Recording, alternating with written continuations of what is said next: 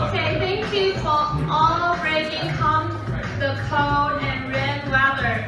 So welcome to FutureWard, Taipei's largest co-working and makerspace. Today is our once a month FutureWard Forum event, and this event was created to build a collaborative community through the sharing of ideas and knowledge. So if everyone here tonight, if you have something you would like to share, we would love to have you to speak. So come to find me after the event if you are interested. Now for our main event, let's welcome our speaker tonight, co-founder of CryptoKitty, Benny Giang. Thank you.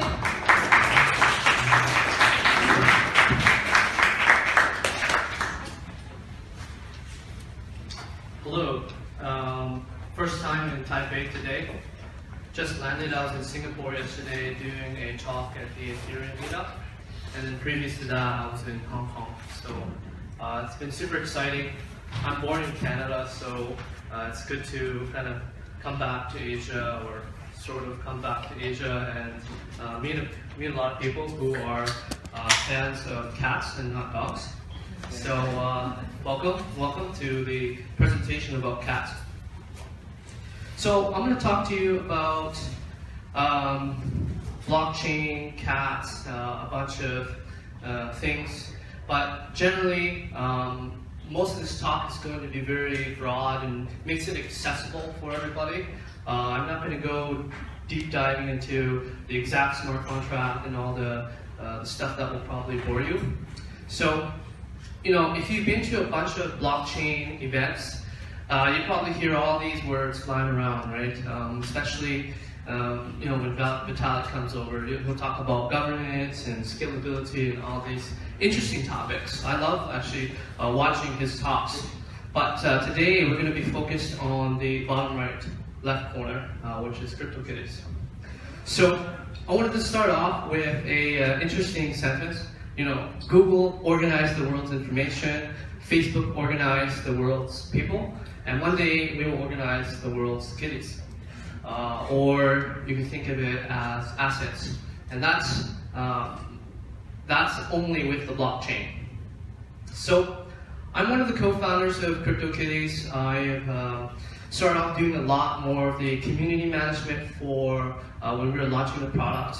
And now focusing on Asia partnerships. So send me tweets, send me WeChat, WhatsApp. I think it was like 4 days ago was the first time someone scanned my WeChat QR code. I'm not very used to it, but I think it's pretty interesting.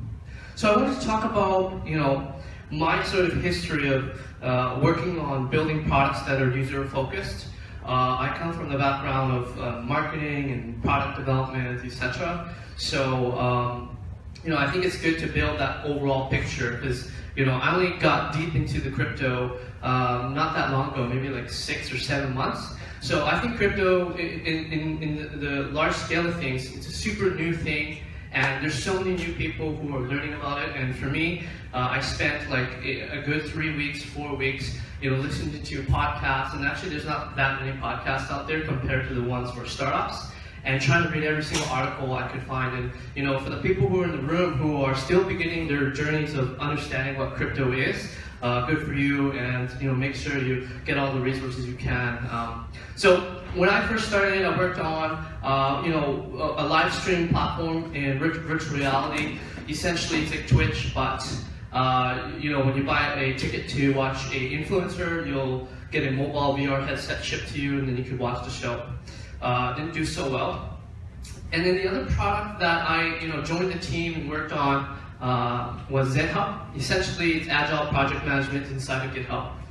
What does that mean? Well, if you've used Trello or Jira, all these kind of project management softwares, what ZenHub is essentially like a Trello board inside of GitHub. And so it kind of aligns the entire team, whether you're marketing, you're sales, you're in finance, everyone will be kind of working inside of GitHub where the developers are working. And it's all about, not distracting the developers from them jumping from tool to tool. And I actually spent most of my year last year with one of my co-founders, Arthur, working on Toby. It's a Chrome extension that helps you organize your browser tabs. So if you got way too many browser tabs and it's super, super tiny and you can't find the things that you're looking for, I'm pretty sure most of you are, you'll probably need to use Toby. It's a great tool. And actually, it started off as just an organizational tool, and then we did beta test with like a small team at IBM, Twitter, New Relic, because the way they saw this was kind of like a knowledge management, where you have teams that are in marketing and they have resources that are spread across different cloud tools like Google Drive, Dropbox, and finding these documents or items is becoming more and more difficult as things are on the cloud. And the product before I worked on CryptoKitties was called Upright AI. I know that AI, the term is super hot, everyone just throws at it. But this wasn't really AI. It was basically we pulled from a database of sales leads, and then we had a virtual assistant. So this kind of machine learning technique was human in the loop, right? So we're using the VAs to kind of train the system that we're building. And essentially, it was to remove sales reps, right? So sales reps, when a company hires them, it's usually out of school, $40,000 or something like that, and they go do lead research, and then they go do the cold emails and all that type of stuff. So we thought there must be a better way to do this. And this actually was a foray into the blockchain, because it made me think about these two big words of data sovereignty, where people, do you really have control over your data? I had this 14-year-old kid send me a cold email. It was good timing because I was working on this product. And he was like, hey, I'll sell you this list of reporters, this 30 reporters for like $30. Do you want to buy it? And I was like, wow, this kid's hustling pretty hard. This is like the new lemonade stand, selling email addresses. But good for him for being a hustler. But it really made me think like, hey, there's these large data warehouse companies who charge thousands and thousands of dollars, and they probably have all your email addresses, and they sell it without having consent from you. So there's a couple of projects now like Earn.com and Return1.co that kind of worked in this space. So this one was very interesting. So this is the kind of the first logo of CryptoKitties. Is super cute. I really wanted all the kitties to be super cute because I think people in Japan and maybe in Taiwan that they think they would probably love it more, right? But the problem here is just that we couldn't put too much genes in these kitties because the eyes are just too simple. So we would only have like 5 iterations, so it wouldn't work. But tonight we have a hashtag. It's kitties in Taiwan. I'll explain a little bit more as we progress, but there will be giveaways for cats today, so Gen 1 cats, and I'll explain that near the end. So who here knows about CryptoKitties? Wow, a lot. Okay, so for the people who don't know what CryptoKitties is, it's one of the world's first and world's biggest blockchain games. It started off as a very basic concept of a crypto collectible. We're not the first crypto collectible to exist on the blockchain. There was CryptoPunks, there was Rare Pepe, there was Spells of Genesis, and these ones are more modeled after like trading cards, right? So they essentially set the quantity, like, oh, there's 10,000 of these CryptoPunks, and then you could buy it, and then that's basically it, right? And you could kind of try to sell it. So those are like one of the first iterations of crypto collectibles, and we were actually really inspired by looking at all these examples.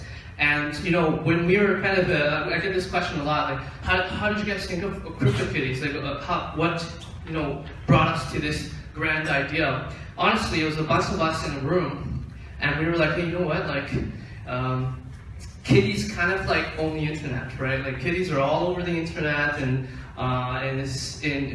what if we could put kitties on the blockchain? So let's just start off with that kind of a joke sentence. So this is the team. We were celebrating. This was actually leading up to the launch of CryptoKitties.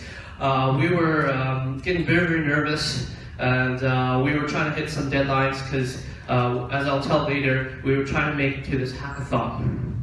So yeah, that's a picture of us celebrating. I think we got our first couple hundred players in the game. So as I said before, yeah, kitties own the internet, and these are all footage sent by our fans in the very beginning, and we actually retweeted a bunch of these cats on our Twitter feed. It almost confused people from our what we were doing. Maybe it was like something related to cat memes, rather than an actual game. So let's talk about these kitties, right? I said that you could buy them, you could sell them, but the one thing I didn't really mention is that you could breed them, right? So they have a 256-bit genome, and that's just for play. That's not actual like the genome. But we have this genetic science contract, which is private. It's basically the secret sauce. And when you breed these kitties together, you generate a new kitty. So it's just like real life. These kitties, it could go up to 4 billion variations in terms of genetics. What does that mean? Well, kitties, just like humans, have a dominant and recessive trait. So if you have a purple fur kitty and then you have another purple fur kitty, you may get a baby kitten that is red, and that's a recessive trait. So when we were set up to build this game, this was the gaming element that we were exploring of how can we go beyond crypto collectibles and have it actually like a game. So ERC 721, wow, so many letters and words. Most of you may or may not know what this is. Essentially, for the Ethereum network blockchain, most of the ICOs that happen, they use the token standard ERC20. And what is ERC20? Essentially, it's a fungible token. What does that mean? So if I have $5 bill here, and then I give you $5 bill and you give me $5 bill, it doesn't matter what $5 bill we each have, right? So that's fungibility. And most of the tokens that you guys are purchasing or thinking about, like the ICOs, they're practically just ERC20 tokens. And the early crypto collectibles, when they first started, was an ERC20 token.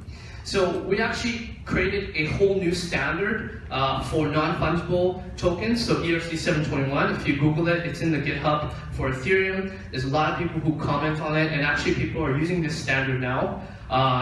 So what is non-fungible? Well, if you think about art, you think about a house, you think about things that are not money or coins, that's kind of a very basic example of non-fungible tokens. So each of the kitties in the game, when I said 4 billion variations, that means each coin is, or each token, or each kitty, they're all different, right? So it's not easily that we could trade it back and forth really fast. We can't do high frequency trading of kitties. You would have to really sit there and assess it like you're assessing a piece of art. So this is this is the landing page we built for CryptoKitties before the hackathon. We actually had a 24-hour live stream of cats leading up to the event, and had a viral wait list where we had people refer more people, and that's how we built our initial list, right? And we had a countdown timer, and it was super awesome. So we launched the alpha of CryptoKitties at ETH Waterloo. Waterloo is a city in Ontario, Canada. And there's a lot of smart people there. If you like BlackBerry, they were their offices were there before they kind of shrank. So this was one of the world's first Ethereum hackathon in Canada. And so the team, 4 of us, went there to actually do 2 things. One thing was to get a bunch of Ethereum people in a room. There's like 450 of them all around the world, to play CryptoKitties, the alpha version. And then the other thing was actually to build another product while we were there as well. So we did 2 things there. So we ended up being one of the winning teams. There's 8 teams out of like 100 teams that won. And yeah, we built this analytics tool called Rufflet. If you're familiar with analytics, like you probably know like Google Analytics and then maybe Mixpanel. There's a bunch of tools for startups to see what's your user base, etc. But if you think about it, in the space of decentralized apps, it's so new because most people are so focused on doing the token generation. There's not a lot of people building products, right? So CryptoKitties is a product. And so we needed a sort of a way to see, our smart contract, what functions are being called by which wallets, right? And it was kind of a difficult challenge because you could go to Etherscan and you'll see rows and rows and rows of data. And to a human mind, that doesn't mean anything, right? So we created a tool called Rufflet. But I think the most amazing story being at this hackathon was, these 2 girls here. They were from this group that was teaching young girls how to code. And they were there, I asked them, like, oh, why are you here at the Ethereum hackathon? Do you know anything about Ethereum? They're like, we don't know anything about Ethereum. We just wanted to spread the word and help teach younger girls in high school, junior high, how to code. And we actually taught them everything that needs to know, and they were addicted to playing the game, and they learned about gas. They learned about a bunch of things, how to interact with a smart contract, just by playing the alpha. And I think stories like that, we actually had a bunch of other people who came up to us who didn't they haven't played with anything in the blockchain, right? We all talk about the blockchain, but it's still new that we don't actually have real products to interact with. So for us, having that, having people come up to us and want to learn and educate about the blockchain was super, super important. So who knows this kitty? One person. So this is Genesis Kitty. This is the first kitty to ever exist, just like the Genesis block from Bitcoin. This kitty is super, super special. We sold this kitty within the first 3 or 4 days for $110,000 USD. So that kind of spurred off the whole virality. Genesis Kitty is owned by somebody now in the world, and it's being taken care of very well. And we also got a lot of press, right? So we had all the press outlets. BBC, I don't think they've ever covered Ethereum or anything like that, but they called us up and, hey, we want to talk to you. And we had all these other, this is just a small list, but when we were blowing up, we had reporters from all different publications around the whole world, basically ringing us up and like, hey, we want to talk about kitties. So that's been a pretty amazing experience, not just for us, but for the whole entire Ethereum community, because Bitcoin always grabs the headlines, right? I think like 3-4 months back, all the headlines were, oh, Bitcoin's at 10,000, oh, Bitcoin's at 15,000. And I think that Ethereum needed more headlines, and so this was a good kind of co-marketing plan, I guess. So for the people who know, they probably know us by that one sentence in the top right corner, kitties clog the Ethereum network. What does that mean? So essentially, this game got so popular, people were buying kitties, breeding kitties, it was all crazy. And it basically slowed down the whole network. At the highest point, we took about 25% of all the transactions at the Ethereum network, and that's really huge. Most of the time right now, it's like, most of the contracts are like 1% to like 5%. 25% was the highest point. And we actually stopped 3 or 4 ICOs from happening because the kitties were just jamming up the network. And to date now, we have about 250,000 players. And there's been about $42 million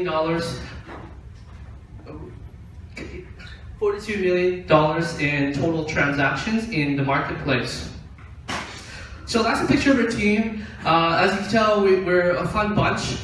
We like to build innovative things, but we don't take ourselves too seriously. I put a bunch of Snapchat filters on this group photo for a little bit of fun. And so just in terms of timeline, we spent about 1 month actually doing genetic simulations. So the bioscience of us, the geneticists in us were like, hey, let's simulate these kitties and see how deep we could go. And then we spent about 2.5 months to build. And then we had the standard ERC 721. And then we had a bounty program. So for those who are thinking about doing an ICO, I think it's hugely important to have a bounty program. Some of you guys know a bounty program where you essentially have people hack your project, right, or your smart contracts. I think that some other people will think a bounty program is when you get someone to translate your white paper for you or something like that. I heard that the other day. So what we did was basically we put our contracts up, and then we asked the whole community, like, hey, hack us and try to break our contracts. Because the most important thing is, since we're dealing with money, like $42 million in the marketplace, if there's a bug, people are going to lose money. And you guys all heard of all these hacks that have happened. These hacks that happen is mostly because of human errors, not of the actual blockchain. And I think that it was hugely important. So actually, a day before we launched, I was set on this date. It was the day before American Thanksgiving. And I told the team, we're going to launch now, because I just set myself to a date and I commit to it. And then we had one of the Ethereum Foundation's developers who hacked our contract, and he found a very fatal bug. This bug would have kind of messed up the whole entire game. And we actually filmed an apology video to the whole community saying that, we told everyone we're going to launch on this date, everyone was prepared, and then we had to shift it 2-3 days. But I think it's a lesson for everybody here, if you're building a product or doing an ICO, is that it's better to delay and have something that is more sound than to ship early and ship something that is kind of half done. So I would suggest that for everybody is when you're building something, always have a bounty program. And then we did a pre-launch at the hackathon, and then we launched the product.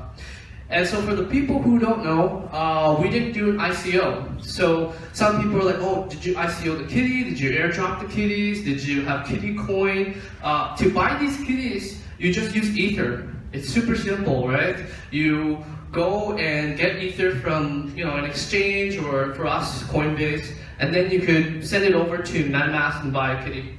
And we distinctly made this choice to not do an ICO because last fall-ish, there's just so many ICOs happening, and I think I was just in Hong Kong a week and a half ago, and I was at a meetup, and it's like ICO. Everybody's trying ICO, trying to raise some money. And for us, it's like, hey, you know what? We're product people, we're designers, we build products, we ship code, and we think that we can build a product without doing an ICO and be profitable from it. And that's what we decided to do. So one of our biggest missions now is bringing the first billion consumers to the blockchain. We think this is extremely, extremely critical for the wide adoption of this technology. I know that some of you guys in here are super focused on a niche of hey, let's do Hyperledger and let's go help oil and gas and try to solve their problems. I think that's great. But I think what's more important is that the adoption of this technology needs to be mass market, right? For people to even care or give a shit. Because if people are using Facebook or Google and they're happy with the service, and you provide them, hey, this is like the decentralized Facebook, you should use it. Right now it's a really hard case to build. Okay, why should all my friends are on Facebook, why should I come here? So some numbers, essentially the first week of launch we had 88,000 new wallet signups from MetaMask. What does that mean? That means, in my mind, it looks like 88,000 people or a few thousand people decided that CAS was a big enough reason to give a crap about the blockchain and to actually create a wallet and get Ether and actually play a game. Before that, I think their boyfriends or girlfriends were like, hey, Bitcoin, Ether, Ethereum, and then they kind of fall asleep. So I think the CAS made it super accessible. So just in numbers, more than 100 kitties were sold for over $10,000, and then 7 of them were sold for more than $100,000. And then the economy essentially was created within weeks at $40 million. So I think I'm here to talk about more of the crypto collectible, the crypto gaming aspect.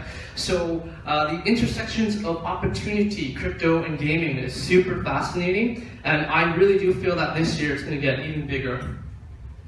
So here's a quote from Chris Dixon. He's a Andreessen Horowitz partner. He's a VC. And he wrote this blog that was basically 10 years ago. And he had this quote, the next big thing always starts off being a toy. And I think that's truly amazing, because I think that's very true. When the telephone lines were created initially, it could only go 1 or 2 miles. And so essentially they went to Western Union, they went to these companies, and they're like, hey, you guys should have telephones. And they were laughing at them, like, we don't need telephones, we just walk to each other and do business.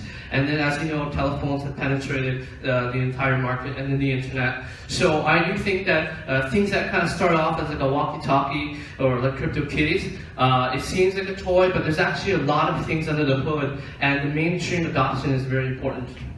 So adoption of the blockchain will be through games and entertainment, initially. Here's a quote from one of the creators of Farmville, and this one is a very, very interesting use case. When Facebook was getting started, I think in 2008 and 2009, they started this developer program to help build the ecosystem for Facebook, right? And they wanted a bunch of developers to create games in Facebook, so then they would drive traffic. And one of the interesting facts, Farmville, huge game in Facebook, a lot of people played it.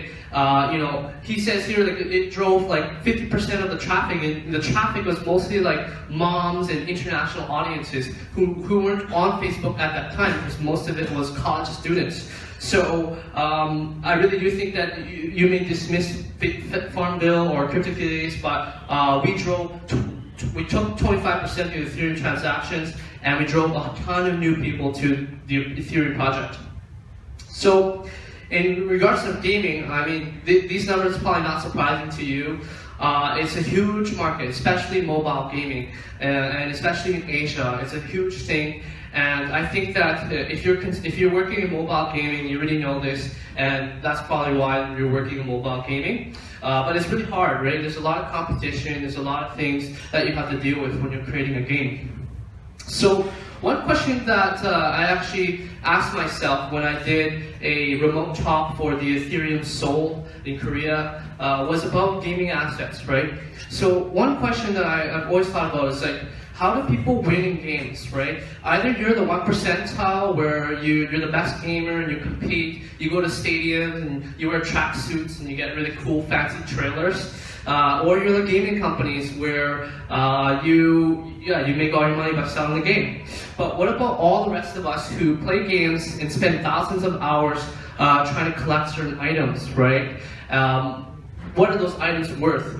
Not much, because it's truly owned by the company. So if Blizzard or any other company comes and takes the item away from you, then that item's gone. So I wanted to have a blast from the past to talk about some of these old technologies, Tamagotchi, Pokemon. I think it's very fascinating to see how these toys that barely did anything as digital pets kind of pushed forward a bunch of new things, right? Then we kind of evolved into this level, the web-based games collectibles, right? I saw you just smirk here because you probably played one of these games. I was a big Neopets fan. I had a pet there. It was crazy because I got to feed it and play mini games, and it was amazing. It was a fun game. And then we're kind of at this stage now, right? We have CS:GO and Overwatch and League of Legends, all these big games, and there's a lot of players playing these games. But do you truly own the items that you have? And for the people who know, the tile icon is the About Me page. I think it's pretty outdated. I don't really know, I haven't fact-checked this story, but I heard an interview, he talked about it, and I Googled it. And basically the story is like, he was born in 1994, but then he played World of Warcraft when he was a kid, and then essentially Blizzard, the gaming company, did an update, and they removed the spell or an item from his account or something like that. And then he was so frustrated, then he created Ethereum. I don't think that's a real story. But, I mean, that's I don't know. But I think that, even for him, he made that realization of, hey, I play this game very seriously. I spent hundreds of dollars in this game, but, it's out of my control. I have no control over this gaming asset. So, how will collectors or traders play? In the future, I really do think, and these 5 things are probably not a surprise to you: true ownership, provable scarcity, traceable history, asset storage, fraud detection or reduction. So I tell this story to a lot of people. It's like, maybe your dad or your mom gave you this like really fancy old vintage Rolex watch. It'd be pretty funny in like 10 or 15 years that your dad or you give your kid a Ledger Nano S with like some game that you played, and here's the gaming asset. Keep it very, very close to you in a vault. So that could very well be true. We laugh now, it could be very well be true. So the third intersection of opportunity is art. These are considered art. I mean, there's Magic the Gathering, these Beanie Babies, that's one of the most expensive baseball cards. And, these are the physical collectibles. There's coins, there's stamps, there's so many things you could collect. And these are rare items that people place a lot of dollars in, right?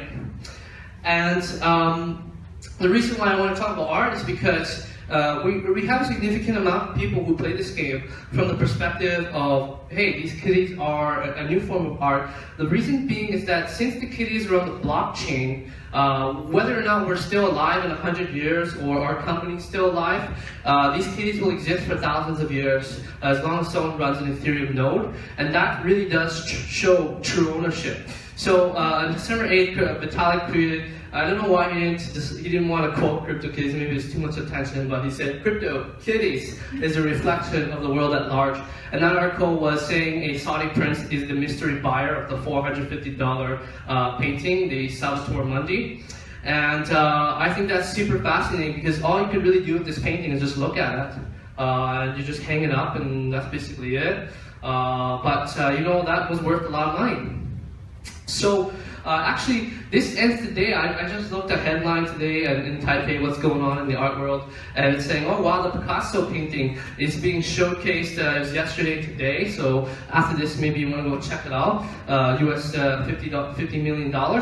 But yeah, the growth of the art market is huge, right? US being first, and then UK and China. A lot of you guys, you know, we talk about mobile gaming being huge, and we also talk about art being huge. And so this kind of brings me to this kind of modern contemporary art that we're starting to see in these new gallery spaces, right? This is an artist from Montreal in Canada named Ed Fourniers. And actually in the top left corner, that's a physical collectible, and then he created a digital collectible. It's not on the blockchain, but essentially that reaction of that little cube thing up there is reacting to the price of Ethereum. So I think like the last 2 days it was probably crying like hard, and then maybe now it's a little bit happier. So I think that's so fascinating, tying like the digital to the physical world. It's really sought after to be a new form of art. So the new art, what does that entail? There's really three things that we truly do believe in for our team. One is infinite extensibility, two, personalization, and then third is interactivity. So what is infinite extensibility? It's two big words matched together. Essentially, as I said before, these kitties could live thousands of years, right? As time progresses, this piece of art can have more and more features. And these features can continually add more things that you could do with these kitties. Can you say the same with that painting? Where, you know, as age goes and progresses, it just gets more yellowish and tarnished, right? But the new form of art is that it continues to evolve and you could do more and more things with this piece of art. And then we have personalization. So this one's pretty interesting. We're currently discussing with our lawyers. The reason why we're talking to lawyers is because, you know, these images, right? If you buy a kitty, does that mean you own these images? And the answer is yes, sort of, because you know, when you own this kitty, can you go print T-shirts and make $1,000, start selling it, have your Shopify store, you know, have your own business on the kitties that you actually own? And what does that mean when you sell the kitty and you still have a bunch of T-shirts in the storage of this kitty, of this physical image, right? It's a very complex. It's in the world of IP licenses, which I'm not a lawyer, but is super fascinating because there very well could be an entirely new IP licenses from digital assets. That kind of transition to physical assets, right? We've been approached by toy companies who were like, hey, we want to make your kitties as a toy, and I was like, wow, that's really cool. But you know, if you own the kitty, then you can have the toy. But if you then sell the kitty, then you still have the toy. Do you still own the kitty? So it's very, very confusing. And this topic's very huge, and I can't, you know, fully dive all into it, but two of our team members will be going to ETH Denver on February 16th and 18th. Denver's in the US. And that's the second biggest hackathon for Ethereum. So if you're into Ethereum, highly recommend you flying there because Vitalik will be there and all the other big players will be there and we'll be there. And we'll be doing some workshops for ERC 721. And we're also in a panel to talk about what does art look like in Ethereum or in the blockchain. So I think that's where you're going to get kind of like the direct feedback from the entire Ethereum community of what's going on, and we'll be there as well talking more about these three things. So to kind of near the end of the art, essentially there's a couple of things I want to talk about. Is the rare AF. It could either stand for as or Art Festival. This was actually hosted in New York about a month ago or a month and a half. So they basically wanted to have an event of all the crypto collectibles, right? And they had a bunch of people who came from art galleries and auction houses to come and essentially talk about, hey, this is the new form of art. You know, this new form of art can do many other things and exploring this entire topic. So that's super fascinating. The other thing is distributed art gallery. So their mission is to kind of convert street art into the blockchain, right? So from the physical to the digital, but they're also very fascinated by the digital art as well.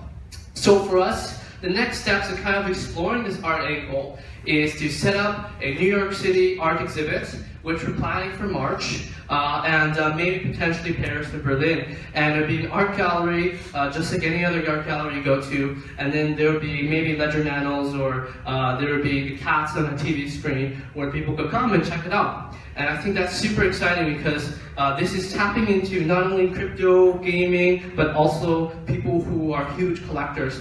And you know, one of my big missions is I want to get into the MoMA. So when I was in Singapore yesterday, one of the contacts said, oh, I know somebody in MoMA, but no promises, I'll try to connect you. So if you know another connection in MoMA, let me know, because I really do think that this is going to be very revolutionary. So I'm kind of wrapping up now, but I wanted to provide an update for those people who know about CryptoKitties.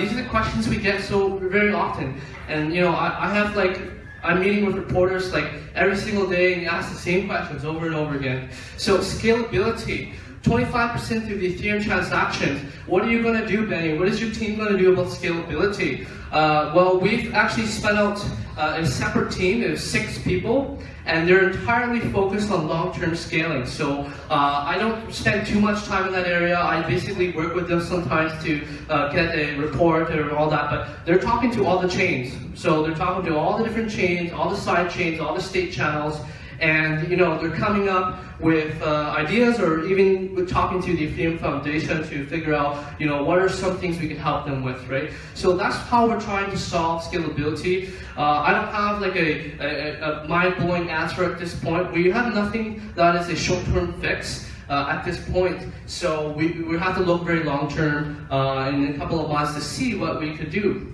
The second thing is, you know, what are you guys gonna do? You launched a game. It kind of got big. What do you guys plan to do next? Well, for us, we really want to deepen the player experience, right? So you own these kitties, you could breed these kitties, but if you were to look at it in a gaming perspective, you really have 3 buttons in this game, right?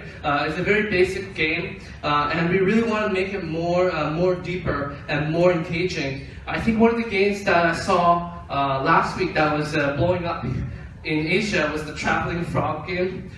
This game was like super funny, where the frogs had 2 images of words traveling, and it's in Japanese and it's super cute.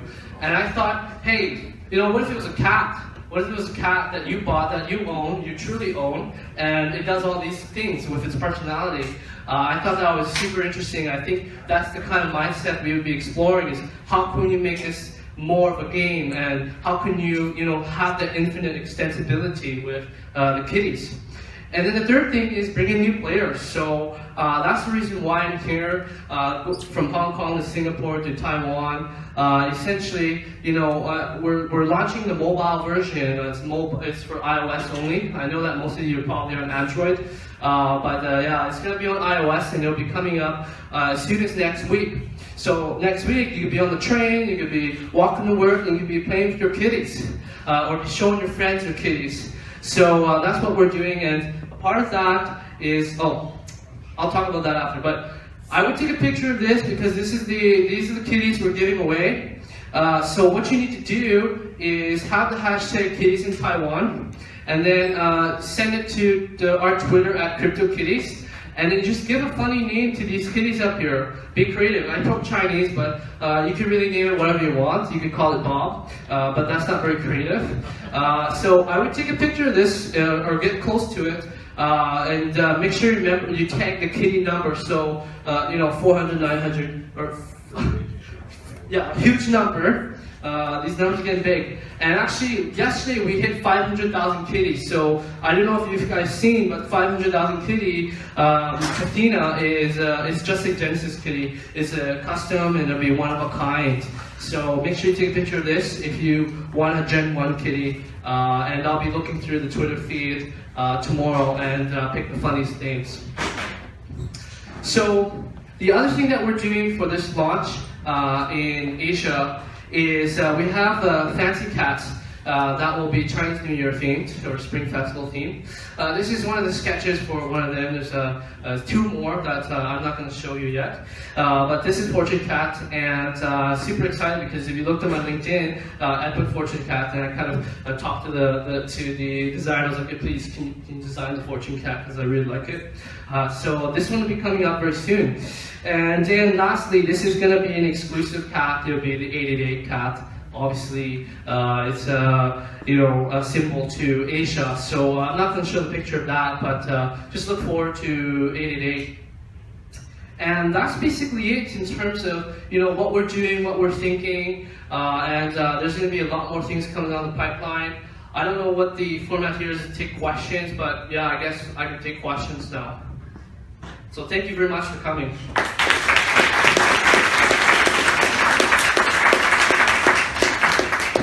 Okay, thank you, Benny's sharing. So, does anyone have a question here? No? Any questions? No questions. Yeah. Just a quick question. So, what do you think kitties are clogging up the deer now? So the question was, why do I think, what is it a past tense or present tense? Applies to now too. So they're no longer clogging the Ethereum network. I mean, the price of Ether dramatically spiked up. When this game was launched, it was like $400 for Ether, and then it kind of went up pretty insane, and for every other coin as well. So what does that mean? Well, breeding the kitties got really expensive, and that's kind of not. It's not very ideal. The mission that we've kind of set up with CryptoKitties is to education and mainstream adoption, right? So when kitties cost $14 USD to breed, that's not very accessible, and it's really hard for the rest of you guys to even breed 1 or 2 kitties because that will cost you $30 already. So I guess it's a little bit better now with the price of Ethereum. It's a little bit cheaper, and I think that's the cause of what clogged the Ethereum network. Part of it was the virality, and then the second part was that it's just really, really, really cheap in the beginning. So right now we're trying to find this balance that it's not too expensive a breeding fee, but it's also not extremely cheap. Because if we kind of put it down to $3 again, all of you guys can start breeding kitties like mad, and then it will happen again. The kitties will come to the network. May I ask how designers involved in this crypto family game? How do we design this game? Is it open for designer to design a kind of kitty? Oh, I see. Yeah. So the design of these kitties, we have an in-house designer. His name is Giang. Super, world famous. He's really great. He's from Brazil. So he designs all of the components of the kitties. It's actually quite interesting to see how these kitties are generated as an SVG. And essentially, when you give birth to 2 kitties, it creates the DNA, and then it kind of mashes together a kitten on the fly. So it's very interesting to see how that all works. But yeah, it's all designed by Giang, and we have those fancy cats like Santa Claus and Vampire Cat, and those cats, those are one-off designs from Giang. Yeah. Yeah. Hello.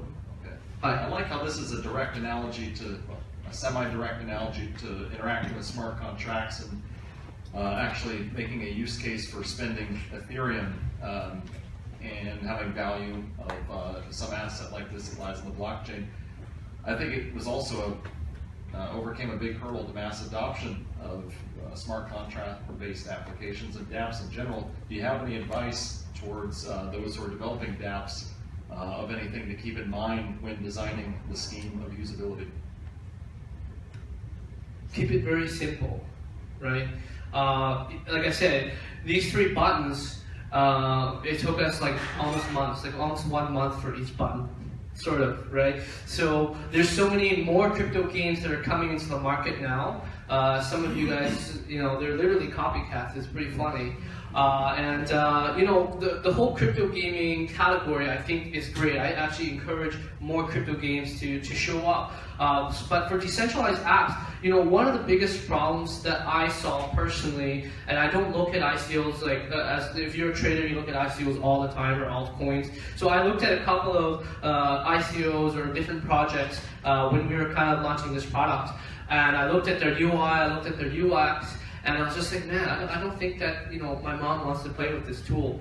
It's just very hard, and in my mind, we come from a product background, so everything that we did in software world was to make it super easy, right? Super easy for the user to get from point A to point B. We just took that philosophy of focusing on the user and imagining what the persona is and then designing for that and simplifying as much as you can. And to be honest, the current experience of CryptoKitties where you have a marketplace, you have MetaMask, I still think that's still a lot of work. I want it to be even easier. I want it to be seamless, but that comes at a cost. The more seamless it is, the more centralized it is.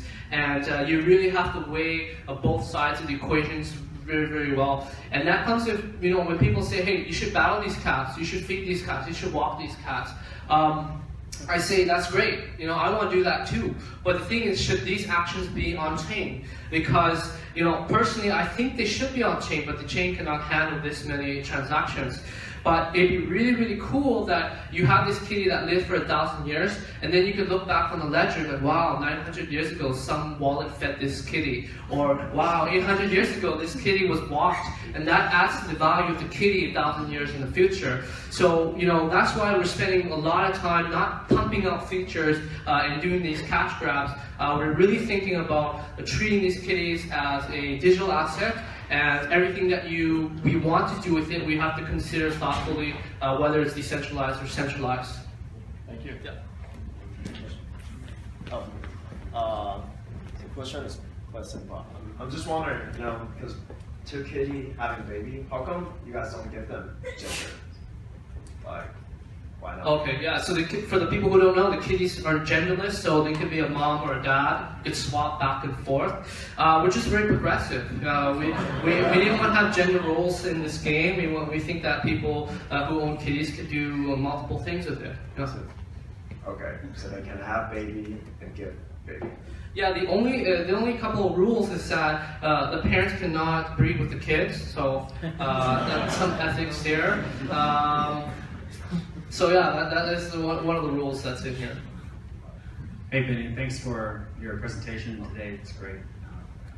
I'm Jeremy from BlockCamp, or Blockchain Accelerator, based in Taiwan, and my question is something I hear a lot.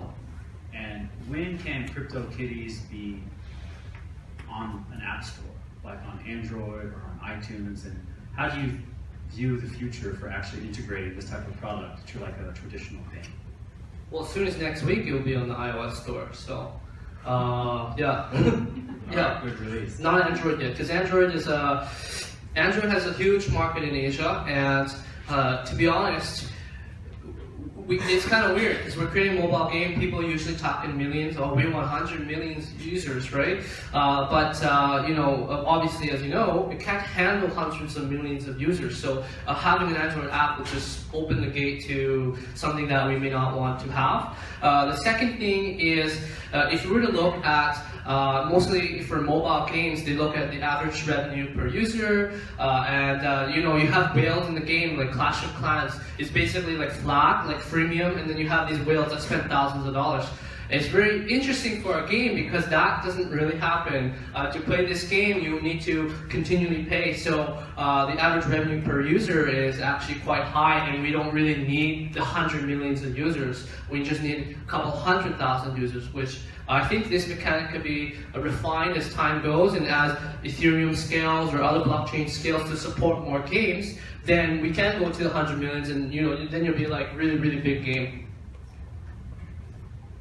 Hi. Hi. Thanks for your talk. It's awesome. I also use Trove, so it's a great product. Yep. It's cool. My question is, I want to talk about or ask a question about your background in community and being the community kind of director and growth for this, and how you think about that, because you use a lot of words in your talk to kind of discuss how you want to design it simple enough for your mom or your grandma to be able to use this.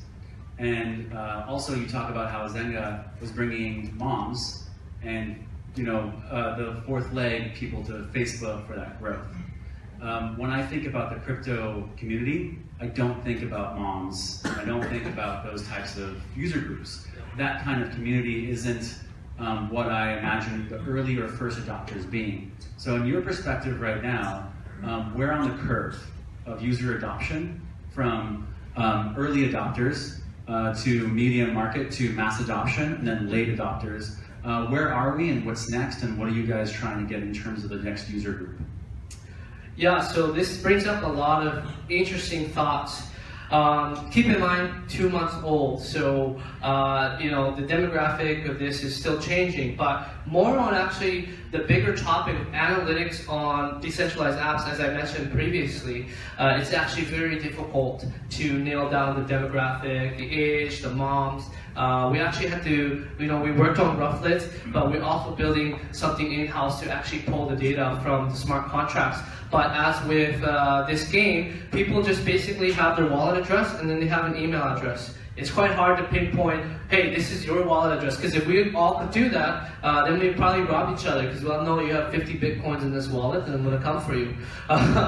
So it's quite hard to nail that down. But we can only have qualitative data at this point until we can refine the quantitative data.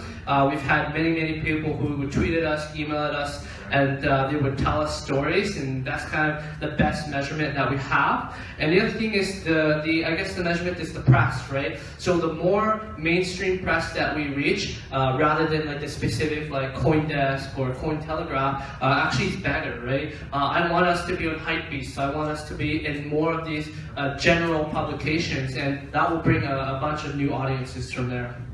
Yeah. Okay, last question. Hi, Benny. Thank you for your talk today. I really appreciate that. We talked a little bit about scalability, and I'm sure that that's a question that you get all the time. Do you consider yourself and CryptoKitties blockchain agnostic? If, for example, Ethereum is never scalable or is only scalable to a certain amount, would you consider switching to a different blockchain that is more scalable to give you more opportunities in your app, have more abilities? So this game, CryptoKitties, I guess 1.0, will always remain on Ethereum because there's already 500,000 kitties. It's not very trivial to port all that over. I mean, there are possible ways, but I think the intention of the team is to keep this in CryptoKitties as an Ethereum. But like I said, we have a team of 6 who are talking to Neo. I know that you were in the Neo hat, and to all the other chains. And so part of this initiative of this team is to get a deeper understanding of, what if we built a newer game? What if we built a deeper game? What chain or what sort of solution can we explore? So I would say we are open to it, but for this game specifically, we really, the core team here really believes in Ethereum, and I think it'd be interesting this year to see how that scalability will surface up, especially with Casper kind of slowly coming in. So yeah, that's kind of where we're at with scalability. I wish I had like a concrete answer, but I didn't want to show all the other chains at this point, right? Like dropping all these names and then the value goes up. So yeah. Okay, thank you guys for sharing. Let's give him a applause. Okay, Mr. Mark, pizza is next outside, so please help yourself. Thank you. Thank you.